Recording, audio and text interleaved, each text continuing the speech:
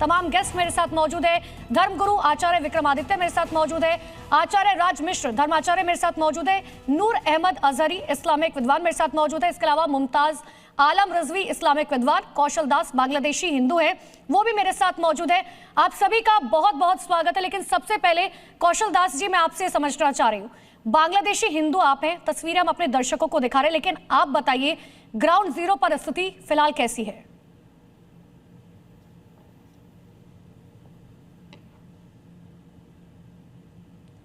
कौशल दास जी, आपको मेरी आवाज आ रही है? अगर आप जुड़े हुए हैं तो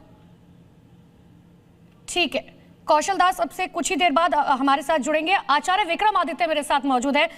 विक्रमादित्य जी, तस्वीरें हम अपने दर्शकों को दिखा रहे हैं, ग्राफिक्स के जरिए हमने अपने दर्शकों को यह भी दिखाया दर साल किस तरीके से आबादी हिंदुओं की खत्म होती गई, और अब तो जो तस्वीरें आ रही है वो बेहद डराने वाली है, शर्मनाक है।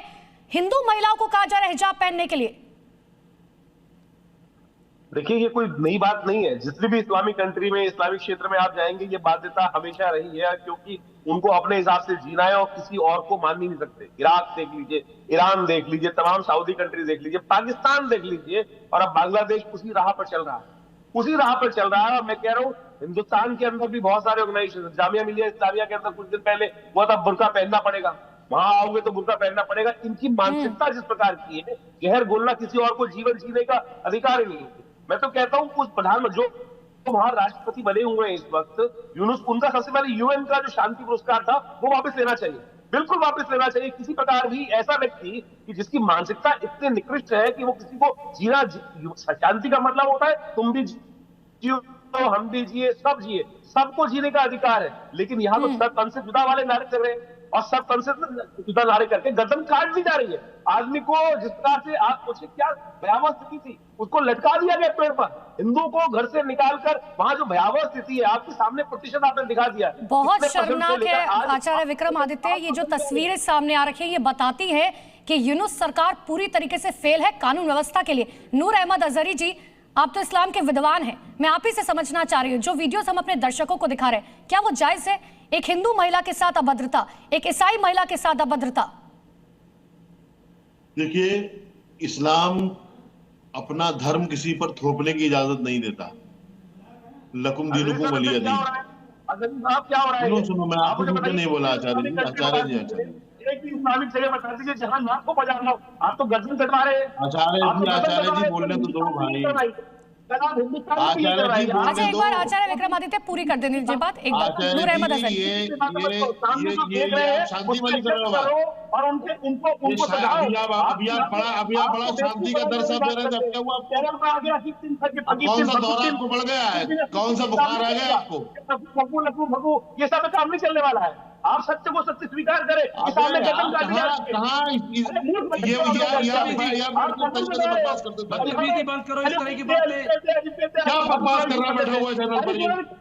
बकवास करनी शुरू कर देते आप लोग यहाँ पे आके। अरे भाई, ये बहुत सेंसिटिव टॉपिक है, इस पर मुझे लगता है इस तरीके से बहस नहीं करनी चाहिए। एक सेकंड अजहरी जी, एक बार अपनी बात पूरी कीजिए, एक बार अपनी बात पूरी कीजिए। बात पूरी करने दी जाएगी। ठीक है, करिए बात पूरी। विक्रमादित्य जी, एक सेकंड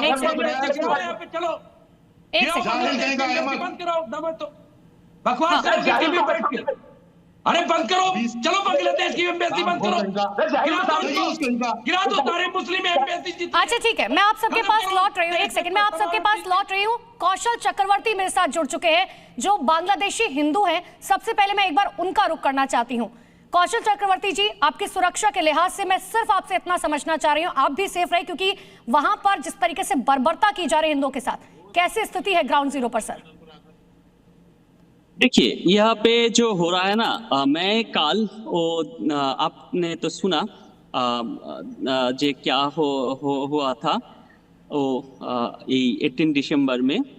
तो मैंने कल ये दीपू दास का जो घर में जो मयमनसिंह का वहाँ पे तारागंज वहाँ पे था, वहाँ पे मैंने गया, मैंने देखा जे इतना गरीब है उनका घर। और बांग्लादेश में तो जैसे कोई शेड्यूल कास्ट हायर कास्ट नहीं है, तो उससे भारत के संज्ञा में जो दलित कहते हैं ना, उसी दलित परिवार का एक परिवार है ये दीपू दास ऋषि संप्रदाय, जिसको यहाँ पे जो जूते चमड़े वगैरह का काम करते हैं, मैंने देखकर जो इतना गरीब है, उसका कोई एंड्रॉइड सेट नहीं है, उसका कोई मोबाइल एंड्रॉइड मोबाइल नहीं है, और कोई विकास रॉकेट अकाउंट वगैरह नहीं है, कोई बैंक अकाउंट नहीं है। इतना गरीब आदमी को सिर्फ ये जो ऐसे क्या बोलूं, जैसे भूमियों अनुभव सेफ फील कर पा रहे हैं एक हिंदू होने के नाते बांग्लादेश में? क्या बोल रहे हैं हमने अभी तो मैंने हाँ पूरी कीजिए अपनी बात, पूरी कीजिए, बोलिए।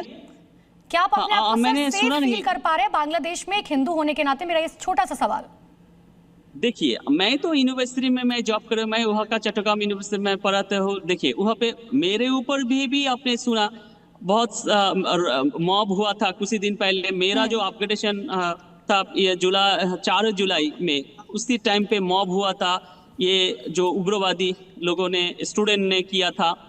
तो यहाँ पे तो प्रॉब्लम हो रहा है, और प्रॉब्लम के बावजूद ही हम चाहते हैं, जो देखिए ये हमारा मातृभूमि है, हम चाहते हैं जे बिल्कुल प्रॉब्लम्स हो रही है और जानबूझ के टारगेट हिंदुओं को किया जा रहा है। राज मिश्र जी, क्या हो रहा है ये बांग्लादेश में? पहले भी हमने देखा 2 साल पहले कि आखिर जिस वक्त छात्र आंदोलन हुआ था, हिंदुओं को ढूंढ कर घर से निकाला गया, उनकी बहनों के साथ, उनकी माओ के साथ अभद्रता की गई, और इतना ही नहीं, उन्हें जानबूझकर मारा गया, पीटा गया।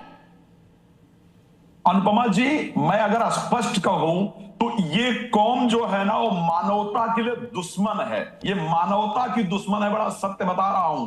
आप बांग्लादेश की बात कर रहे हैं, वहां तो है ही राक्षसी राज, इसमें कोई दो राय नहीं है। उनके यहां जितनी बर्बरता हो रही है उसको तो खैर कहा ही नहीं जा सकता है। आप भारत के अंदर देख लीजिए भाई, एक व्यक्ति ने अपनी पत्नी और अपने बच्ची को मार करके गाड़ दिया क्योंकि वो बुर्का नहीं पहनना चाहती थी, वो बुर्का पहन करके अपने मायके नहीं जा रही थी। तो आप इनको क्या कहेंगे?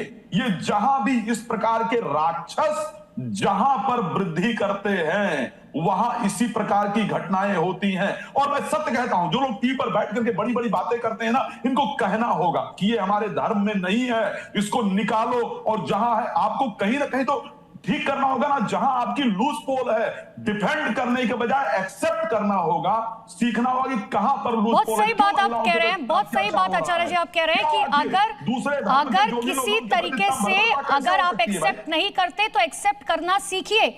अगर कोई चीज गलत हो रही है तो उसे गलत कहना सीखिए। मुमताज आलम रिजवी जिस तरीके से, ठीक है आचार्य जी मैं लौट रही हूं आपके पास। मुमताज आलम रिजवी, अगर गलत हो रहा है तो उसे गलत कहना सीखिए।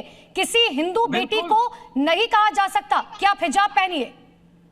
नहीं, बिल्कुल नहीं कहा जा सकता, कोई नहीं कह रहा है। जो तो कहिए कि जो तस्वीरें हम दिखा रहे हैं ये गलत है, जो हो रहा है वो गलत है। हम कह रहे हैं कि अगर मतलब आप सामने देख रहे हैं, आपको सामने वीडियो दिख रही है और आप उसकी बात कर रहे हैं, आपके अपने धर्म के अंदर एक महिला, एक बच्ची का गला काट दिया गया, उस बात गलत हरकत की थी, मार कूट किया। बांग्लादेश की बात करो, भारत की बात करो, बुर्का ना पहनने पर एक महिला का, उसकी 2 बच्चियों का मर्डर कर दिया गया भारत के अंदर। ठीक है आचार्य जी, एक बार जवाब देने दीजिए, एक बार जवाब देने दीजिए मुमताज। ये साल की वजह से मार रहे, गौ रक्षा के नाम पे मार रहे, और इस तरह के न जाने कितने लोग। मेरे सामने वीडियो दिखाए, हम दिखा रहे वीडियो, देखिए वीडियो। बात बता दूं, मैं यही कह रहा था अनुपमा जी कि ये लोग सच्चाई स्वीकार करने नहीं आते, इसको ध्यान रखिएगा।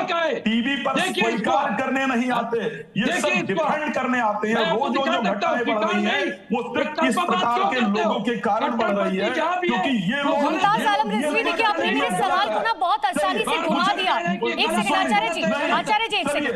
मुमताज आलम रिजवी, आपने मेरे सवाल को ना बहुत आसानी से घुमा दिया। मेरा सवाल सिर्फ आपसे इतना था कि जो बांग्लादेश में हिंदू बेटियों के साथ हो रहा है, जो गलत हो रहा है उसे गलत कहिए, कहिए कि हिजाब पहनाना गलत है।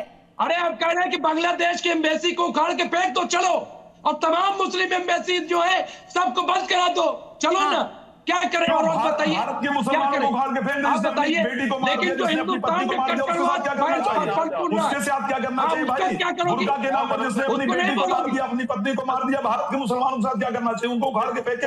बताइए, जो भारत में मुसलमान रह रहे हैं, अपनी बेटी अपनी पत्नी को का नारा लगा के, गौ रक्षा का नारा लगा करके, झूठा जिहाद का इल्जाम लगा करके जो मारा जा रहा है उनके खिलाफ क्या करोगे?